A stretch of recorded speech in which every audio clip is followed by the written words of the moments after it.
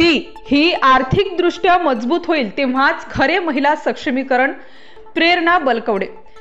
महिला जेव्हा स्वतःच्या पायावर उभी राहते तेव्हा तिच्यात एक आत्मविश्वास येतो. या संकल्पनेतून आज राष्ट्रवादी महिला काँग्रेसच्या जिल्हाध्यक्ष प्रेरणा बलकवडे यांच्या वतीने भगूर शहरातील एकल महिलांना मोफत शिलाई मशीन देण्यात आली.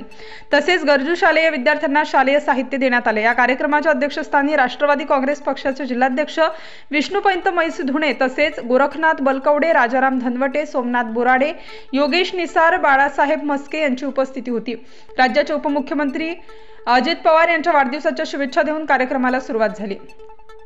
भगूर शहरातील बलकवडे आंतरराष्ट्रीय क्रीडा संकुल येथे आज कार्यक्रम पार पडला. कार्यक्रमाची सुरुवात दीप प्रज्वलनाने झाली. राष्ट्रवादी महिला काँग्रेसच्या जिल्हाध्यक्ष प्रेरणा बलकवडे व विशाल बलकवडे यांच्या झेप फाउंडेशनच्या वतीने 100 गरजू एकल महिलांना 1 महिन्याचे प्रशिक्षण देऊन या शिलाई मशीन देण्यात आल्या.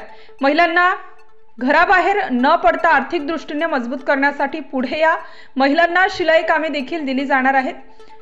भगूर शहरातील एकल व शोषित महिलांना मुख्य प्रवाहात आणण्यासाठी हा उपक्रम पुढे देखील चालू राहील असे प्रेरणा बलकवडे यांनी बोलताना सांगितले. भगूर शहरातील गरजू विद्यार्थ्यांना शालेय साहित्याचे वाटप करण्यात आले. महायुती सरकारकडून राबविण्यात येणाऱ्या योजनांची माहिती राष्ट्रवादी काँग्रेस पक्षाचे जिल्हाध्यक्ष विष्णुपंत मैसधुणे यांनी उपस्थित लोकांना दिली.